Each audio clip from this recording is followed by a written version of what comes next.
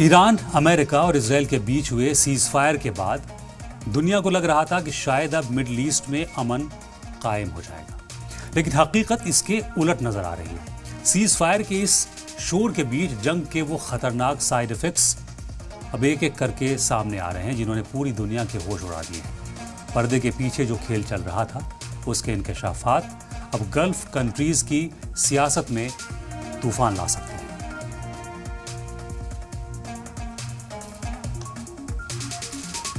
Israel ने पहली बार अपनी सरहदों से बाहर निकलकर यूएई में अपना सबसे एडवांस एयर सिस्टम आयरन डोम और लेजर टेक्निक वाला आयरन बीम तैनात कर दिया। इस तैनाती के साथ ही आईडीएफ के कुछ सीनियर कमांडर्स को भी यूएई भेजा गया था।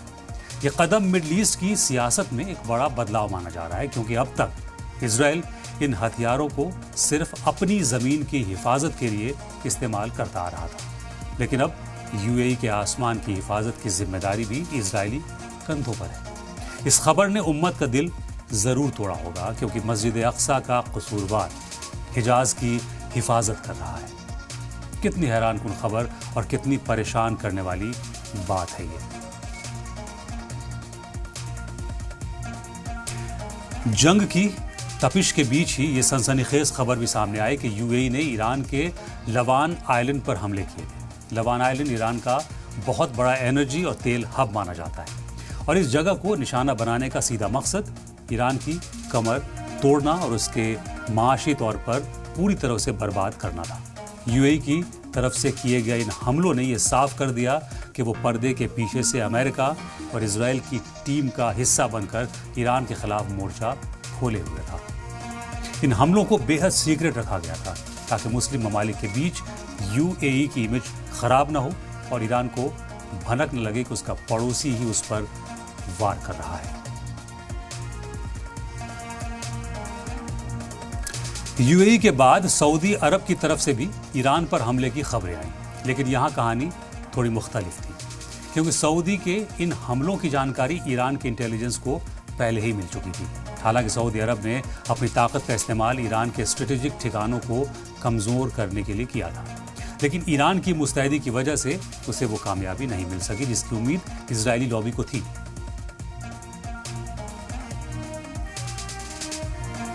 कुवैत और ईरान के बीच भी तल्खी उस वक्त अपने उरूज पर पहुंच गई जब यह खबर आई कि कुवैत ने भी ईरान के खिलाफ मोर्चा खोलते हुए मिलिट्री एक्शन लिए थे। इस खबर को तब और हवा मिली जब ईरान ने ऑफिशियली कुवैत पर इल्जाम लगाया कि उसने ईरान की एक शिप को जब्त कर लिया है और उसमें सवार 4 ईरानी शहरियों को अपनी गिरफ्त में ले लिया है। कुवैत का दावा है कि पकड़े गए लोग आम शहरी नहीं बल्कि ईरान की रेवोल्यूशनरी गार्ड यानी IRGC के ऑफिशियल्स हैं।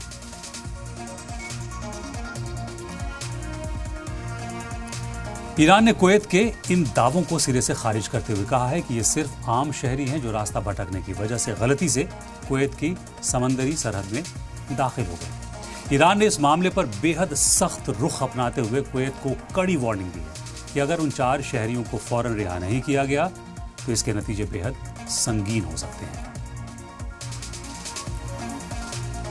इसी बीच सबसे ताजा और सबसे हैरान करने वाली खबर यह आई है कि जब पूरी दुनिया की नजरें जंग के मैदान पर टिकी हुई थी, तब इजराइल के पीएम बेंजामिन नेतन्याहू ने यूएई का दौरा किया था। हालांकि यूएई सरकार ने इस खबर को पूरी तरह से अफवाह करार देते हुए इससे इनकार किया है, लेकिन डिप्लोमेटिक गलियारों में चर्चा तेज है कि इसी मुलाकात में ईरान के खिलाफ अगले बड़े कदम और सिक्योरिटी डील पर आखिरी मुहर लगाई गई थी।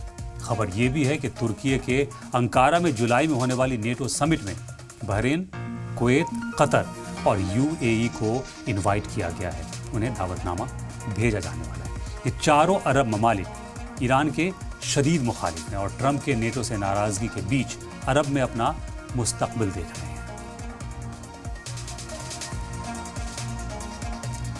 इन सारी खबरों के आने के बाद अब मुस्लिम वर्ल्ड में खलबली मची हुई है और लोग ये पूछने पर मजबूर हैं कि क्या अरब ममालिक वाकई आस्तीन के सांप निकले जिन्होंने पीठ पीछे अपने ही पड़ोसी मुल्क पर वार किया।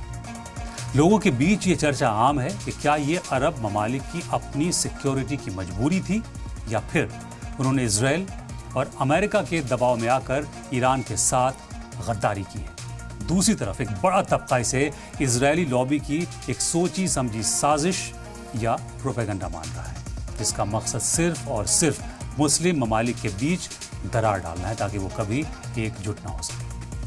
अगर ये प्रोपेगेंडा है तो इजरायली इंटेलिजेंस और उनकी लॉबी इसमें माहिर मानी जाती है कि कैसे झूठ को सच बनाकर पेश किया जाए और अपनों के मन में अपनों के ही लिए जहर भर दिया जाए। लेकिन अगर इन खबरों में दम है तो आने वाले दिनों में खाड़ी मुल्कों के बीच एक ऐसा कोल्ड वॉर शुरू हो सकता है जो पूरी दुनिया की मईशत यानी इकोनॉमी को हिलाकर रखेगा।